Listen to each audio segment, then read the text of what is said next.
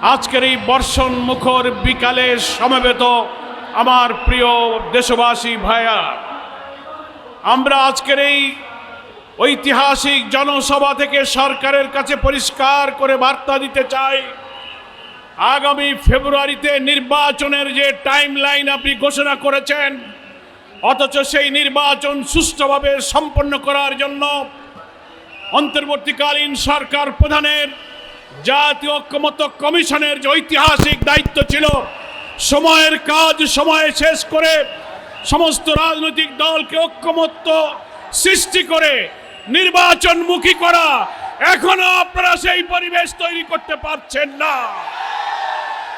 কোন রাজনৈতিক কোন পরাশক্তির অঙ্গুলি হেলনে জাতিকে আপনারা বিভ্রান্তির মধ্যে ঠেলে দিয়েছেন? আমরা সকল রাজনৈতিক দল একমত হয়ে জুলাই ডিক্লারেশন, জুলাই ঘোষণা আমরা দিয়েছি। সেখানেও আমরা দেখেছি জনগণের আকাঙ্ক্ষা আপনারা পূরণ করতে পারেননি। আজকেও আমরা বলবো সেই জুলাই ঘোষণাকে সংশোধন করতে হবে।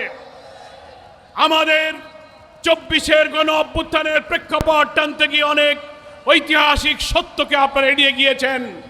জুলাই ঘোষণাতে শাপলা চত্বরে ওলামায়ে কেরাম ইসলামের জন্য যে কুরবানি দিয়েছেন সেই ইতিহাস আনা হয়নি। সেখানে পিলখানার সেনা হত্যার কাহিনী আনা হয়নি। আলেম ওলামা ইসলামী জনতার যে ঐতিহাসিক অবদান জুলাই অভ্যুত্থান ছিল সেটাও আনা হয়নি। আপনারা এটাকে সংশোধন করবেন। তারপর জুলাই সনদ, জুলাই চার্টার নিয়ে ন্যাশনাল কনসেনসাস কমিশন সকল রাজনৈতিক দলকে নিয়ে চেষ্টা চালিয়ে যাচ্ছেন।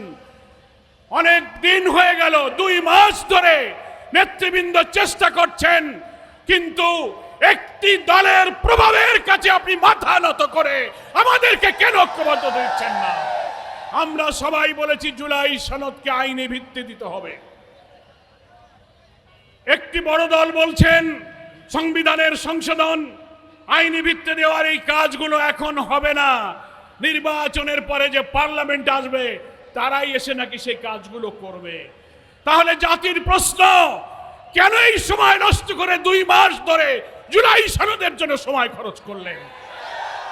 এর পিছনে নিশ্চয়ই অসৎ উদ্দেশ্য আছে।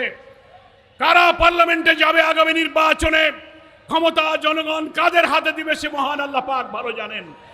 তার আগে, ক্ষমতায় যাওয়ার আগে যারা দোকানপাট, টেম্পু স্ট্যান্ড, বাজারঘাট দখল শুরু করেছেন, তারাই জোর করে ক্ষমতায় যাওয়ার ফন্দি ফিকিরের জন্যই জুলাই সনদের আইনে বাস্তবায়নকে আপনারা বিলম্বিত করছেন।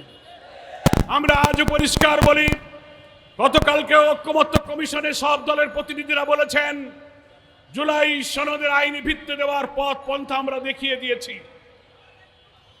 পিআর পদ্ধতি ছাড়া বাংলাদেশে নিরপেক্ষ নির্বাচন হবে না। অথচ একটা বড় দলের স্থায়ী কমিটির নেতারা বলছেন পিআর কি খায় না মাথায় দেয়। কেউ বলছেন পিআর, যে দেশের লোকেরা ইভিএম বোঝে না তারা পিআরও বোঝে না। আমরা আশ্চর্য হই, রাজনৈতিক নেতৃত্বের প্রজ্ঞার, চিন্তার, দূরদর্শিতার এত সংকট, আপনি ইভিএম মেশিনের সঙ্গে পিআরের তুলনা করেন। ইভিএম হচ্ছে একটা মেশিনের নাম, ইলেকট্রনিক ভোটিং মেশিন। সেটা হলো একটা মেশিন, একটা যন্ত্র। আর পিআর হচ্ছে প্রপোর্শনাল রিপ্রেজেন্টেশন। সকল ভোটারের মূল্যায়নের মধ্য দিয়ে কালো টাকা, পেশি শক্তি, কারচুপিকে বন্ধ করে একটা পার্লামেন্টে, একটা উন্নত পার্লামেন্টে সকলের অংশীদারিত্বের ভিত্তিতে নিরপেক্ষ নির্বাচনের ব্যবস্থার নাম হচ্ছে পিআর পদ্ধতি। পৃথিবীর 90টি দেশের বেশি জায়গায় পিআর পদ্ধতি চালু আছে। সেই পদ্ধতির মধ্যেও 6-7-8টা পদ্ধতি আছে। বাংলাদেশের উপযোগী যে কোনো একটা পদ্ধতি বাছাই করে পার্লামেন্টের প্রস্তাবিত আপার হাউস, লোয়ার হাউস 2 জায়গাতে পিআর মানতে হবে। তা না হলে ঐক্যমত্য কমিশনে আমরা যারা পিআরের পক্ষে, জুলাই সনদের পক্ষে বিচারের দাবিতে আজ ঐক্যবদ্ধ হতে যাচ্ছি, ইসলামী দল এবং দেশপ্রেমিক দল এই দাবি আদায় না হওয়া পর্যন্ত আমাদের রাজপথের আন্দোলন অব্যাহত থাকবে। দেশবাসীকে বলবো, আপনারা আন্দোলনের প্রস্তুতি গ্রহণ করুন।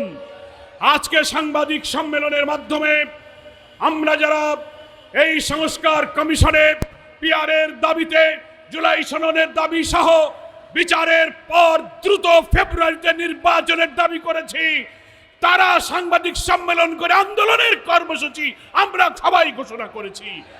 এই আন্দোলনে আমরা থাকব। অবশ্যই ঘৃণ্য অপরাধীদের বিচার করে জুলাই সনদের জন্য আমরা যে প্রস্তাব দিয়েছি, দেশের বেশিরভাগ জনগণ পিআর মানে, অথচ একটা দল বলছে কেউ মানে না। নো, বিভিন্ন সংস্থা সার্ভে করেছে 70% বেশি জনগণ পিআরের পক্ষে আছে। ঐক্যমত্য কমিশনের 31টা দলের মধ্যে 25টা দল পিআরের পক্ষে আছে। তারপরে আপনি কেন দেবেন না? আমরা বলেছি যদি জনগণের মতে দিতে চান, প্রয়োজনে গণভোট দেন, রেফারেন্ডাম দেন। জনগণ যদি পিআর মানে তো আপনাদেরকেও মানতে হবে। তা না হলে আমরা বলেছি আপনারা স্পেশাল প্রভিশনাল একটা কনস্টিটিউশন ওয়ার্ল্ডের বিশেষ সংবিধান আদেশ দিয়ে আপনারা এটাকে আইনি ভিত্তি দেন। তার ভিত্তিতে নির্বাচন না করে যদি তালবাহানা দেখান, একটি রাজনৈতিক সংকটের দিকে দেশকে যদি ঠেলে দেন, জাতির সামনে মহা দুর্যোগ অপেক্ষা করছে। আমরা জামাত ইসলামের পক্ষ থেকে ইসলামী আন্দোলন বাংলাদেশ এবং তার সম্মানিত আমির, বাংলাদেশের তৌহিদি জনতার প্রিয় নেতা মুফতি সৈয়দ মোহাম্মদ রেজাউল করিমকে মোবারকবাদ জানাই। জাতির রাজনীতির এই সংকটকালে ইসলামী দল শক্তির ঐক্যের কাণ্ডারি হয়ে জাতীয় ঐক্যের পথে তিনি যে অসাধারণ ভূমিকা রেখেছেন, আপনি এগিয়ে চলুন। জনগণ ইসলামী নেতৃত্বের পাশে থাকবে। জামাত ইসলামের পক্ষ থেকে আজকের এই সমাবেশে দেশবাসীকে, ঢাকাবাসীকে শুভেচ্ছা জানিয়ে